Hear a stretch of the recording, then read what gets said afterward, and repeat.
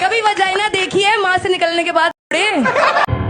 Content creator Apoorva Mukherjee, जिसे the rebel kid के नाम से भी जाना जाता है, ने हाल ही में ऐसा कुछ कर दिया है कि उसके खिलाफ सीधे रेप और डेथ थ्रेट्स का बवंडर उठ गया है। बहुत से लोग इस विवाद और इस लड़की को पहले से ही जानते हैं, परंतु जो लोग इससे अनजान हैं उनके लिए बताना चाहूंगा कि अपूर्वा मुखर्जी का इंस्टाग्राम और यूट्यूब का संयुक्त फॉलोअर बेस लगभग 3.5 मिलियन है। इतने बड़े प्लेटफॉर्म पर मौजूदगी का मतलब है कि उसके हर शब्द, हर एक्शन पर नजर रखी जाती है और किसी भी छोटे से बात को बड़ा बना दिया जाता है। समय रैना ने जब अपने शो इंडियाज गॉट टैलेंट के एक एपिसोड में अपूर्वा को आमंत्रित किया तो ऐसा प्रतीत हुआ कि यह एक मजेदार मौका होगा। इस शो में बियर वाइस एप्स और आशीष चंचलानी जैसे नाम भी शामिल थे, जो कि IGL के आखिरी एपिसोड के रूप में याद किए जाते हैं। उस एपिसोड की 2 खास घटनाएं इतनी तेजी से वायरल हो गईं कि लोगों के रुख में बदलाव आ गया। दोनों ही घटनाएं प्राइवेट पार्ट्स से जुड़ी थीं, जिससे चर्चा का दौर शुरू हो गया। पहली घटना में अपूर्वा ने मिथपैट के प्राइवेट पार्ट पर एक कमेंट किया। उसने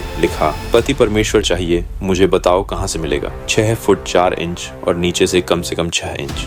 इस टिप्पणी का अर्थ केवल ह्यूमर या चुटकुले तक सीमित नहीं था, बल्कि इसे एक तरह की बेइज्जती और असभ्यता के रूप में भी लिया गया। घटना में एक कंटेस्टेंट ने प्राइवेट पार्ट पर एक जोक किया था, जिसके जवाब में अपूर्वा ने उसे टारगेट करते हुए पूछा, क्या कभी अपनी माँ से निकलने के बाद वजाइना देखा भी है तूने? इन दोनों घटनाओं के चलते काफी बड़ा बवाल मच गया। कुछ दर्शक समय रैना और रणवीर जैसे चेहरों को निशाना बनाते हुए उन्हें कैंसिल करने की मांग कर रहे थे, लेकिन वहीं कुछ लोगों ने तर्क दिया कि अपूर्वा को भी उतनी ही सख्त आलोचना का सामना करना चाहिए। उनका कहना था कि जिस तरह समय और रणवीर को उनके शब्दों के लिए भारी निंदा मिल रही है, उसी आधार पर अपूर्वा भी अपनी हरकतों के लिए जिम्मेदार ठहराई जाए। उसे भी वही परिणाम भुगतने चाहिए, क्योंकि उसकी बातों से वल्गैरिटी और संस्कृति दोनों पर नकारात्मक प्रभाव पड़ता है। अब सवाल उठता है, क्या समाज और संस्कृति इसकी सुरक्षा के नाम पर किसी लड़की को ऐसे रेप और डेथ थ्रेट्स देना जायज है? सोचिए, अगर आप एक लड़की हैं और किसी शो में एक वल्गर जोक करने के बाद आपको ऐसे खतरनाक धमकियों का सामना करना पड़े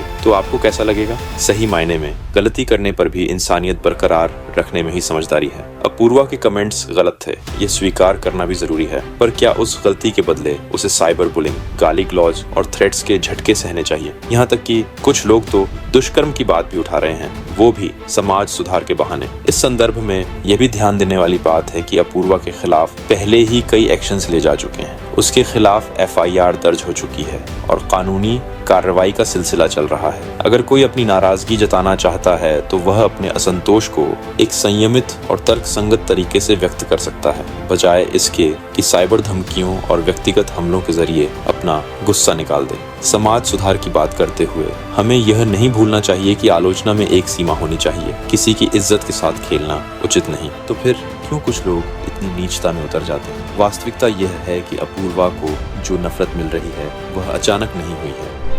कई समय से लोग उसे नापसंद करते आए हैं, खासकर इस बात के कारण कि वह बहुत सारी लड़कियों के लिए एक आदर्श मानी जाती है। लड़कियां उसे बेइंतहा इकलौता आइडल मानती हैं, जबकि उसके कुछ ऐसे व्यवहार हैं जिनका नतीजा यह होता है कि वह दारू पीने को कूल दिखाती है, कई लोगों के साथ हुकअप करती है, अपने माता पिता को बुरे रंग में प्रस्तुत करती है और अंत में यह दावा कर देती है कि उसे किसी की इन्फ्लुएंस की जरूरत नहीं। परंतु हमारे देश में लोग बहुत जल्दी प्रभावित हो जाते हैं, चाहे वे इसे स्वीकार करें या न करें। सोचिए, हर मूवी से पहले स्क्रीन पर अल्कोहल और स्मोकिंग को हानिकारक बताया जाता है, फिर भी लोग उसे अपना लेते हैं। तो अगर कोई बार बार एक ही तरह का कंटेंट लाखों फॉलोअर्स के सामने पेश करता रहे तो उसकी प्रभावशाली क्षमता को नजरअंदाज करना संभव नहीं। इसी तरह समाज में सुधार की बात करते हुए हमें यह भी समझना होगा कि हर व्यक्ति पर उसका असर पड़ता है, चाहे वह सकारात्मक हो या नकारात्मक। माता पिता खासकर अपनी बेटियों पर बहुत ध्यान देते हैं, क्योंकि आज की दुनिया उतनी सुरक्षित नहीं मानी जाती। यही कारण है कि जब किसी लड़की के खिलाफ साइबर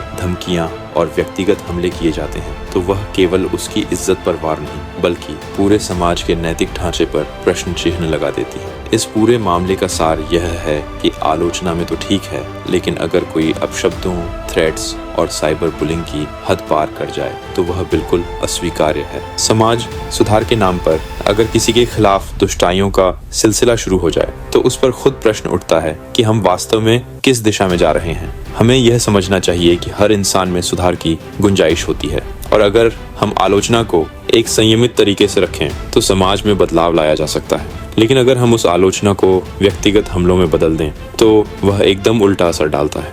अंततः यह विवाद सिर्फ एक वल्गर जोक या असभ्य टिप्पणियों का नहीं है, बल्कि यह दर्शाता है कि आज के समाज में इन्फ्लुएंस, संस्कृति और नैतिक मूल्यों को लेकर कितनी उलझन है। अपूर्वा के खिलाफ कानूनी कार्रवाई हो रही है, परंतु अगर लोग अपनी नाराजगी के अभिव्यक्ति के लिए किसी भी व्यक्ति को प्रोस्टिट्यूट कहकर साइबर धमकी देते हैं तो वह समाज के नैतिक सिद्धांतों के खिलाफ जाएगा। हमें यह याद रखना चाहिए कि सुधार की दिशा में आगे बढ़ने के लिए हमें अपने शब्दों और कार्यों में संतुलन बनाए रखना होगा।